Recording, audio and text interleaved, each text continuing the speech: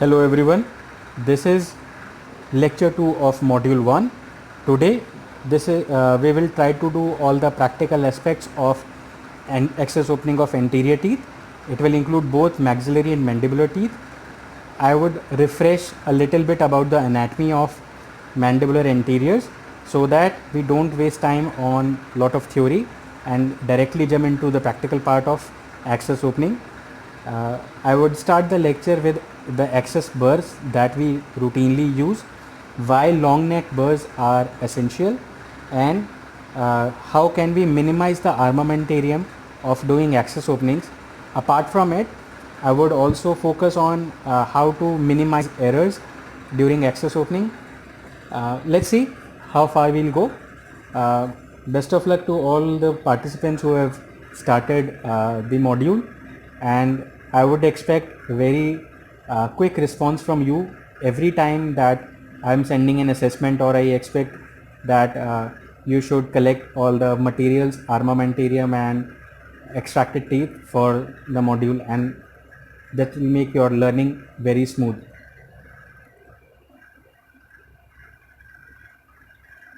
So let's see what all do I use in routine dentistry. This is a diamond burr number 2. This is a carbide burr number 6.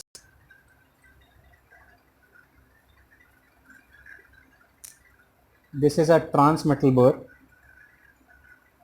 that is very frequently used for making access opening through the crowns. Just compare the size of a diamond burr that we might have to use in certain cases where the occlusal table is very small. Central incisor of mandibular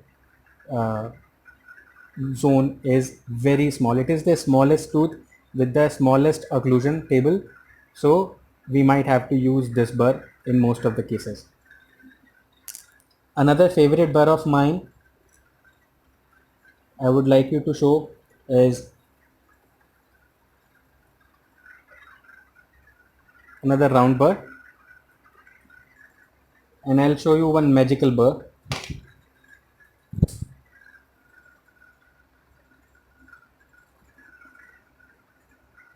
Carbide burr. This is a small carbide, but can you see it has got a special neck around it. This is a special shank or long shank that we have here that will help us in vision. In this video demonstration, I'll be showing how this long neck burrs are actually more practical than the routine dentistry burrs that we use. I would also like to show you a set of burrs that are available in market. This is a transmetal burr. This is a long neck burr. You can see the coding 010. Another long neck burr 014. This is a access opening burr 016, and yes, you can see a X gate. This is a very unique instrument that we will be using in future during the orifice enlargement part. So don't jump on to the conclusions that we'll be learning today this, but I will make sure that if you know how to use X gates properly, a lot of separation issues will resolve. This is a very small round burr. Can you see this diamond burr? This is also used for removal of dentine and enamel. I just want to make sure that you have a clarity in mind where diamond burr is used and where a carbide burr is used. These burrs are used when access opening is done, but as we all know that enamel is harder, it has got lesser amount of water, and dentine has more water as per the percentage of composition, and it has got more soft amount of material. So what happens is when we are using a diamond burr, I am showing this flame shaped burr to you. This will help in reduction of cusps when you are initiating a access opening and the tooth is in painful condition or there is a acute pulpitis case.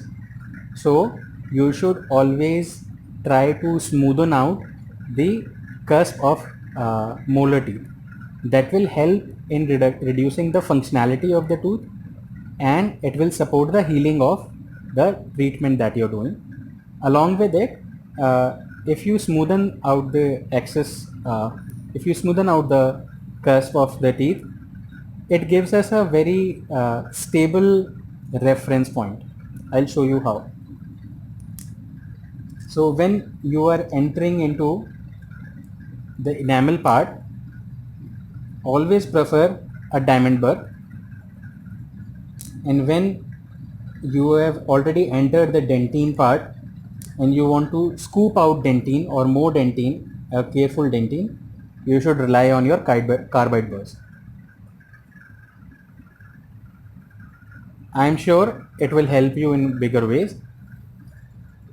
So let's see what we usually do when we are doing access opening. I'll show you some sample access openings and then we will show you how it helps. Another instrument that I told you yesterday in the lecture was a DG16 instrument. Can you see this? Can you see this? It's a very sharp instrument. I've been using a branded instrument of late. This is from Melifa. Usually Dentsply deals with it. So why I would suggest you to use a branded DG16? The thing is, it is usually handmade, not machine made instruments, so they're very precise. Along with it, nothing happens to these instruments over a very long period of time that you use. I've been using instruments from my post graduation days, almost 9 years over, and I am still very confident of them. Yes, one thing that you have to be very careful is these are very sharp instruments. They should not be mishandled at any price. If you drop them on the floor of the clinic, nobody can save these instruments. They are very delicate also, but in a way they are very hard and very stiff. So how it is useful, I'll show you during the practical demo. Right now I'm showing you some access openings that have been done already.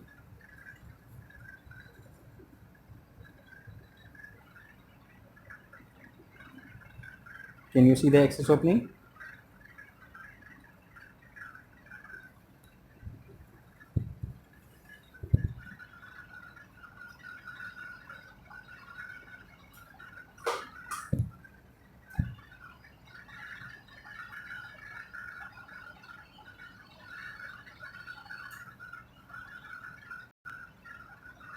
Can you see the amount of enamel or the shape of the access that has been made?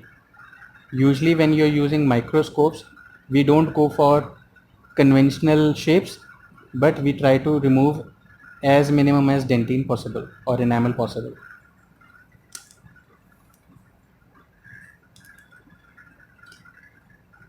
I'll show you another access opening. See this. You will see it is mostly oval in shape. Conventionally, when we read from books, they have been told to convert it into the shape of the incisal edge. That means the apex should be towards the cingulum and the base should be towards the incisal edge. But can you see this access opening? A lot of amount of enamel has been saved. If you see from the side, I have not even reached the cingulum and my access is over. This is an incisor. In certain cases when there is attrition, we might have to move on to this part. That means when we are doing access opening, we have to focus on these areas and not on to cingulum. I must remind you that when we are doing access openings, we have to be very careful. The more amount of tooth, natural tooth we save, the better it is.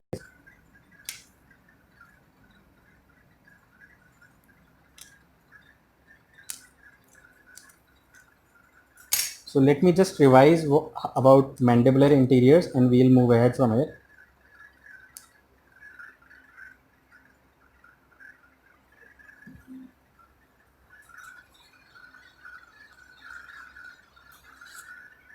If you see mandibular interiors incisors, they usually flatten out in older patients because of attrition, and they have a very small body. A usual tooth, that is incisor, central incisor or lateral incisor, will be around 20 to 21 mm in the entire length and can be shorter in different people. In females, they can be even smaller in size.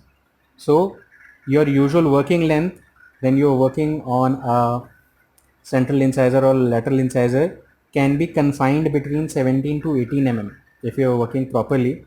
So you have to be very careful when you are taking radiographs, because central incisors and lateral incisors can have two canals. You can see this body, it is usually flattened out. Can you see this? It is very thinned out and it is more broader from labio to lingual side. Labio to lingual side, it is more broader. So what happens is, it looks like a single canal and there are usually two canals that can be available in about 60% cases. So you have to be very sure about it. In a recent study that was done, more than only 29% or lesser cases have single canals. More than that, most of the cases had two canals. So uh, in my clinical experience also, I have seen a lot of retreatment cases appear in our clinic that are usually pertaining to these lower anterior teeth. The reason is the anterior tooth was not taken seriously. It was thought to be a very simple and single tooth with a single root, but it becomes a nightmare for the clinician and the patient is under severe pain because of the reduced BMP or one of the canals was missed out. I must show you something. It is kind of surprising, but lateral incisors are bigger in size. Please remember, lateral incisors of the mandible are bigger in size than the central incisors. The reason is, uh, if you see clinically, the the pulp can be shorter. That means the volume of the pulp of lateral incisor is shorter or smaller than the central incisor, but definitely it has got bigger anatomical variation. That means the crown or the root length can be more. Also, lateral incisors definitely show a distal curve. They show a distal curve in most cases. Can you see here? Is a distal curve that is very visible in this particular case. Here you can see a distal curve that is happening. Let's see how differently we can do this. Coming to canines also, canines are also long. They are around 23 mm in size and they also have a curve. Very rare incidents that they have two canals, but yes, please keep in your mind, lateral incisors and central incisors of mandible can have two canals. Can have two canals. I just want to show something for more of learning purpose, and I am not expecting you to do this in patients. Just for the learning part, divide the entire lingual surface into 9 equal parts. and the moment you will see that this central point or the square in between, this is the area of concern. We must make sure that our access opening is confined to this area, and if we do it every time, it will be helpful in saving lot of tooth material.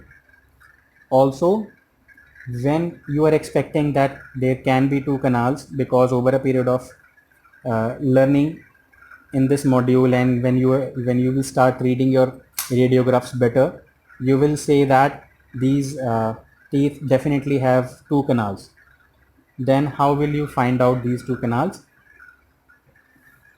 Please make sure you understand this explanation clearly. When we are entering, like the central incisors of maxilla and mandible, when we are entering at the perpendicular level to the line parallel to the lingual surface, this is the parallel surface of the lingual, it is the parallel line to the lingual surface, and if we enter perpendicular to it, just after finishing off the enamel, we should make sure that the burr is straightened up and it goes on the towards the incisal edge. When you are doing access opening of lower incisors, that is central incisor and lateral incisor, to find the another canal, you should not go towards the lingual surface. You should not move your burr from here to this side to find the canal or to remove tooth structure. You should come on the cingulum side. Even if you try to remove the cingulum part, the tooth will be strengthful enough to take up a restoration, and you will definitely find the second canal somewhere near the cusp. Just beneath the cusp or the cingulum, just beneath the cingulum, you will find the canal here. You will find another canal here. At the first entry itself, you will go towards the canal that is on the labial surface, and the lingual canal, if it is present, it will be beneath the cingulum. So if you are looking for the second canal, do not hurry and go towards the labial surface. Try to find out on the beneath the cingulum. You will find it there. So let's start doing one access opening. Before we start the access opening, I wish to show you something, why most of the endodontists are using long neck burrs, and what is the harm of using the routine round burrs that we have been trained to use over the period of education. I'll show you why.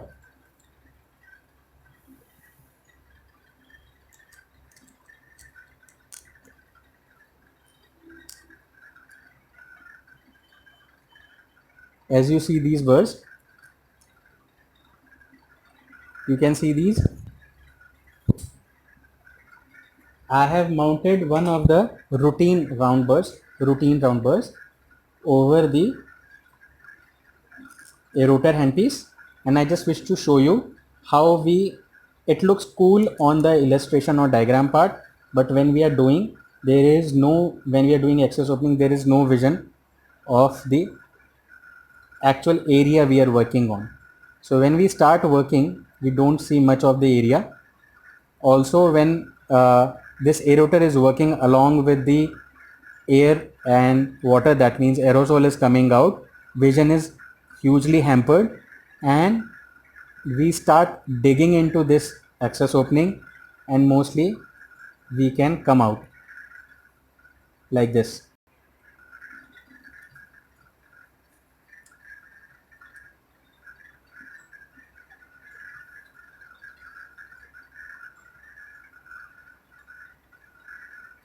We'll go in and we might come out or perforate this area or the labial surface. This is usually happens with practitioners and they miss out a lot of cases. This can be a failure of a case. So what I would suggest is, if we use a long neck burr,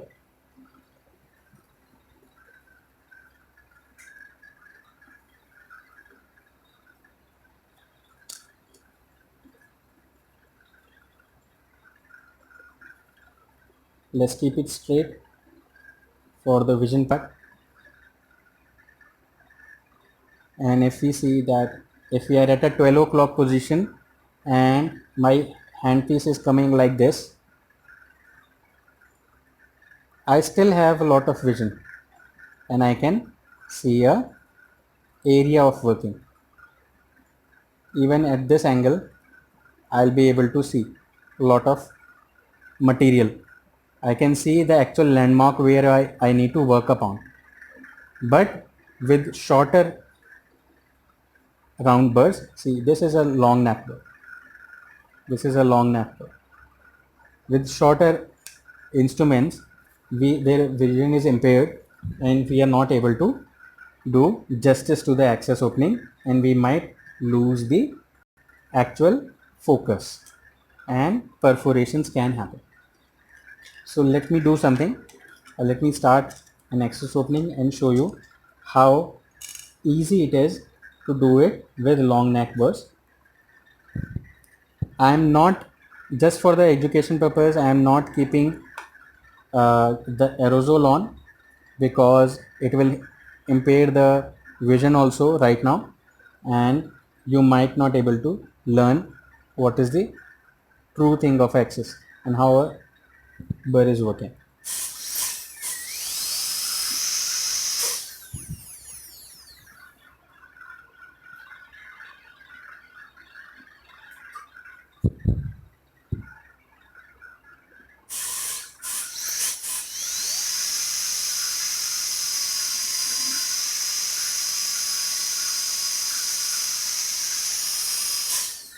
You can see from side also what angulation I am using.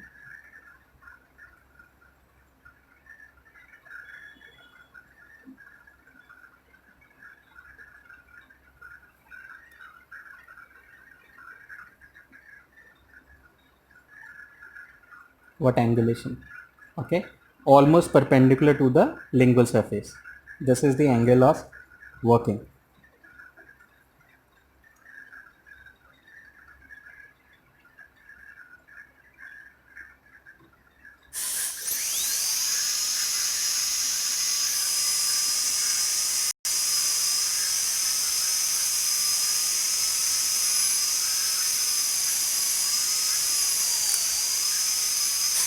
I slightly feel there is a small dip here, and now I will move my handpiece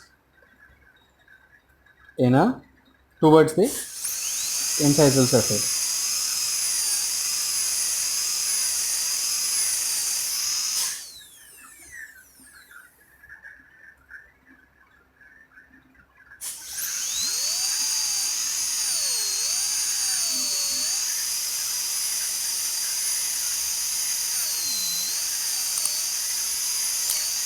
And see, I could feel the drop here.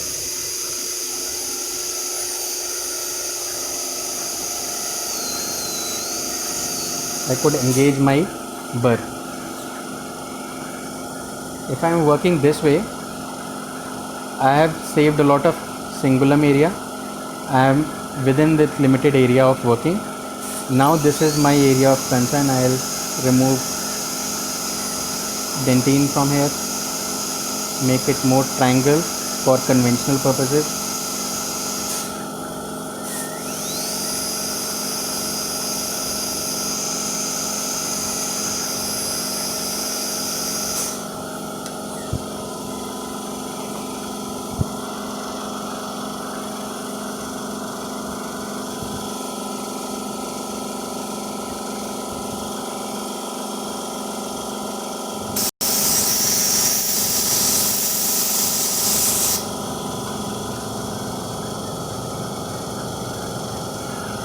And the limited access opening is already done.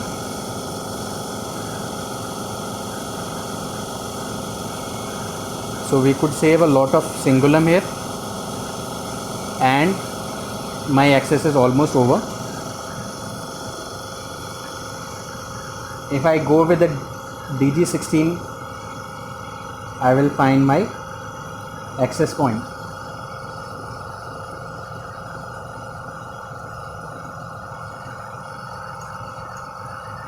This is the softest part of dentine that I could feel here, just beneath the surface that I have made.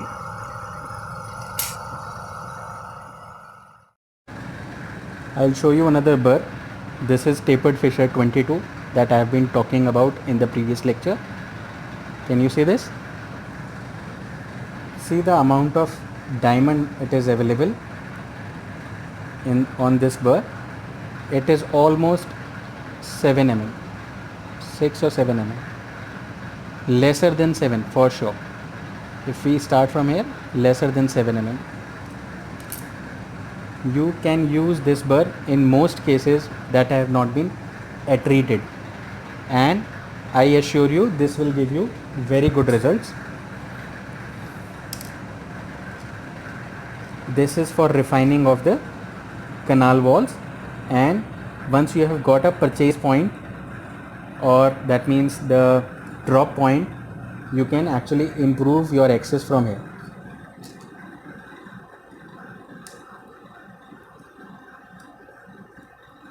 I am using a very long tapered burr. Let's see how it helps me in improving the access.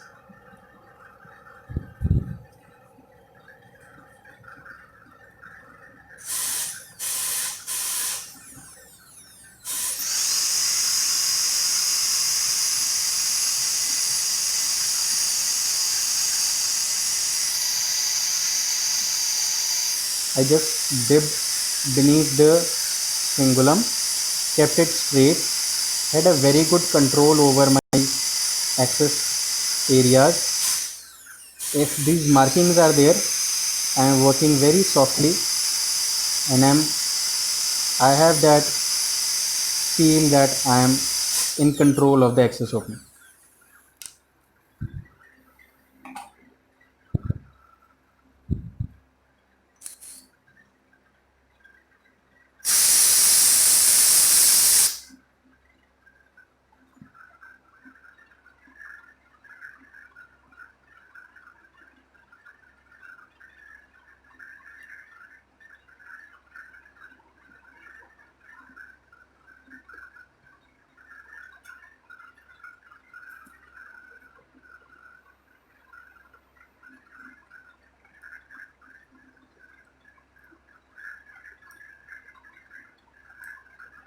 You can see the access opening is here.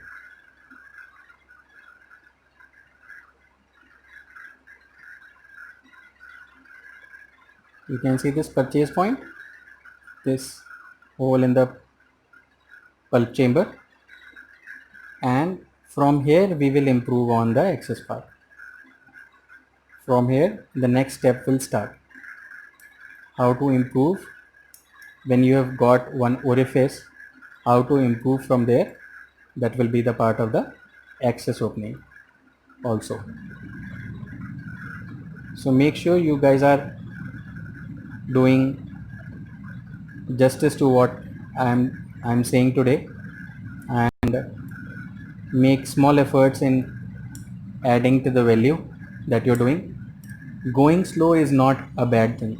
If one of the teachers in endodontics showed me the right way of the right virtue of endodontics, what he told me is, if if somebody expects you to finish root canals very early or very fast, that is just an expectation. Doing a good sustainable root canal treatment is important. If you save lot of dentine from the tooth itself, the tooth will bless you, the patient will also bless you. We have definitely got the labial part of the